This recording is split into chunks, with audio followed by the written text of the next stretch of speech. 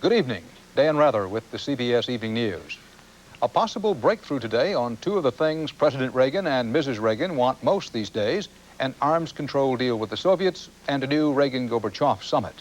Bill Plant reports Mr. Reagan was down from his mountaintop vacation in California to talk up prospects for U.S.-Soviet relations and to try to beat Gorbachev at public relations. We can wrap up an agreement on intermediate-range nuclear missiles promptly. That optimistic assessment from President Reagan today, after West German Chancellor Kohl acted to remove one of the last obstacles to a deal between the superpowers. Kohl announced that Germany will dismantle its Persian 1A missiles instead of modernizing them, if there is an arms agreement in force. The Soviets began earlier this year demanding removal of the missiles as a condition of a treaty eliminating all intermediate-range nuclear weapons. The president hailed the removal of what he called an artificial obstacle. We are therefore hopeful that the Soviet Union will demonstrate that there is substance behind the rhetoric they have repeated so often of late, that they genuinely want a stabilizing INF agreement. Senior administration officials said that while Kohl did tell them yesterday what he was about to do, Washington applied absolutely no pressure on the Bonn government. I think Chancellor Kohl did a courageous thing today, and taking the lead, taking the initiative and saying that Germany would not be the stumbling block. Mr. Reagan expressed new optimism that things really are changing for the better. In the Soviet Union itself, we see movement toward more openness, possibly even progress toward respect for human rights and economic reform. But the president repeated previous challenges to the Soviets to withdraw from Afghanistan, tear down the Berlin Wall, and hold elections in Eastern Europe if they are indeed serious. And today he called for still more openness. I say to the Soviet leadership, it's time to show some glasnost in your military affairs. First, publish a valid budget of your military expenditures just as we do. Second, reveal to the Soviet people in the world the size and composition of the Soviet armed forces. Mr. Reagan's speech, beamed to a joint U.S.-Soviet conference in Chautauqua, New York, left a Soviet listener skeptical. I expected constructive suggestions. They were not there. But a Communist Party official at the meeting was upbeat about Germany's decision to give up its missiles. Hopefully, it is the beginning of a process of coming to grips with this issue, which does exist. 72 American nuclear warheads must go. Mr. Reagan's speech today was planned as another skirmish in his ongoing public relations war with Soviet leader Gorbachev. And now that the German decision makes an arms control agreement almost certain, the president's advisors will try to do their best to make sure that he gets the credit. Bill Plant, CBS News, with the president in Los Angeles. The president entered a new political battle zone today. He signed off on giving danger pay of $110 a month to U.S. servicemen in the Persian Gulf. At the Pentagon, Deborah Potter reports on why this could be trouble. The Pentagon's decision to declare the Gulf an imminent danger zone not only means more money for these sailors, it means more political heat for the administration's policy. General quarters, all hands man your battle stations. In announcing the danger pay, the Pentagon conceded the threat in and around the Gulf has increased. We rely upon the assessments of the local conditions, and this, as you know, it's been a very dynamic situation, many changes and new events that happen each week. That admission led to renewed calls in Congress to invoke the War Powers Act, which limits the president's authority to send troops into situations where they could be drawn into hostilities. What's sauce for the goose is sauce for the gander. The pay is appropriate, but the War Powers Act should have been triggered. Administration officials say that's not true, that the act only applies when U.S. forces might get involved in a shooting war, and they say that's not the case in the Persian Gulf. I think you're just playing on words if you try to say that imminent danger isn't imminent hostilities. And the American buildup is not over. More ships and troops are heading for the Gulf, pushing up the cost of imminent danger pay, already estimated at $1 million a month. But for officials here, the price tag and the political debate are the least of their worries. The big concern is that American lives are on the line in a situation they can't control. Deborah Potter, CBS News, the Pentagon. Newly released testimony today about President Reagan's campaign manager, who was made head of the CIA. The late William Casey is now accused of ignoring objections from his own top spies about some of the shady characters involved in the Arms for Iran deal. Eric Ingberg has studied this just revealed testimony.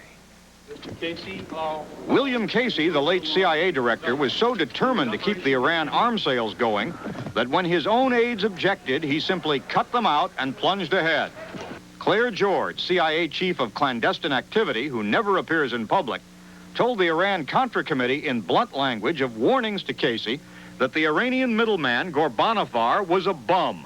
George told the boss, "Bill, I'm not going to run this guy anymore." Faced with that judgment, Casey simply pulled George off the case. If you turn it over to just somebody else, you're going to go through all the problems of amateurism. And that's going to get you in trouble. And in this case, it did. Oliver North, George said, pushed harebrained schemes and annoyed George by acting like a big shot. Oozing sarcasm, George said that North's style was to tell others, "The world is mine. I'm going to go see the president, see the king. Want some tickets to a Redskins game?" CIA testimony has convinced the committee that Casey did keep the agency out of most of the Iran-Contra affair. The CIA as an agency was not involved. A few individuals and a few people who had formerly worked in the intelligence field in the past were involved, but it was more a private network than it was the official CIA being involved.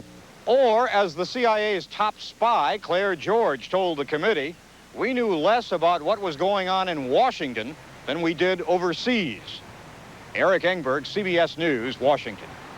The Commerce Department today reported the nation's trade deficit, the gap between imports and exports, widened to a record $39.5 billion in the year's second quarter. The biggest increase in imports during the quarter was in passenger cars from Japan and Korea. And a casualty of that competition is being mourned tonight in one Ohio community as General Motors rolls out of town after more than 6 decades there. But the involvement of GM with Norwood, Ohio may not be over, not by a long shot. It's now headed for the courts. Gary Reeves reports. Sad faces and empty feelings mark the end of an era in Norwood, Ohio. Tonight, General Motors workers will build their last car here, and this old plant will close for good. Losing is real sad. A lot of hugging and going on, a lot of crying. GM will provide generous benefits for its laid-off workers, but none for the town that is losing millions in taxes. They are moving out of town, so their position at the present time, we don't need the city of Norwood anymore. We used them, we abused them, and now we're gone. So Norwood, Ohio, population 26,000, is doing what no town has ever done. It is suing the nation's largest manufacturer, telling GM you just can't walk out on us after all these years. We're not asking for equal distribution of assets, but we are asking for some sort of, if you will, alimony. When GM outgrew Detroit in the 20s, Norwood was its first out-of-state plant. They made history here in the form of the classic '57 Chevy. But slow sales of today's Camaros and Firebirds have forced the plant to close. Norwood has already started to lay off city workers, and it's already started suffering. 4 fires have raged out of control since the city closed 2 of its 3 fire stations. We had neighbors rescuing people, our people rescuing people, and it just was a situation we were just too short-handed. The schools will be short-handed too. GM's move will cost them $2 million a year, and there's growing bitterness. They could afford to part with a few dollars. They could make a lot of people happy and leave the community with a good taste in their mouth. Norwood's leaders say they've given GM streets, land, and anything else it asked for. Now Norwood is in court asking for $318 million in damages. GM would not talk to CBS about the suit, but the company feels it's being very generous, and many workers agree. I get to go down to Daytona and lay in the beach for 2 years, get 95% of my income. The city of Norwood has a 64-year relationship with General Motors. Do the same for us. Retire the city of Norwood under the same terms that you're retiring an auto worker. The one certainty about this lawsuit is that it will be closely watched, as GM has already announced plans to close another 10 plants in the next 3 years. Gary Reeves, CBS News, Norwood, Ohio. Upcoming on tonight's CBS Evening News, are pilots to blame for all that danger in the skies? Some critics are saying too many pilots are inexperienced, careless, or just plain exhausted. And we'll show you the newest ship in a modern navy, a weapon that won a war against the Persian Navy more than 2,000 years ago. All you people who want to live high, eating pasta salad while the world goes by. Suddenly salad. Betty Crocker's new Suddenly Salad. Suddenly salad. Just boil in our flow-through mesh pouch, rinse to chill, and toss in our special seasonings. All you people have your little quirks. You love tasty salads, but you don't love the work. Suddenly salad. 3 pastas and 1 potato salad. Suddenly salad. Live high. Peanuts! Get your fresh roasted peanuts! Harry, wait for your sister! You must miss them! Remember getting Planters nuts fresh from the roaster? Oh, the ones with Mr. Peanut. One whiff, and you knew how good they'd taste. Told ya. Well, today, that goodness lives on in Planters honey roasted nuts. The honey roasted nuts that taste like they're fresh from the roaster. Planters honey roasted nuts. Mr. Peanut does it again. Peachy, peachy, peachy. From out of the peach comes Rio Niti Natural Peach, bursting with a taste of fresh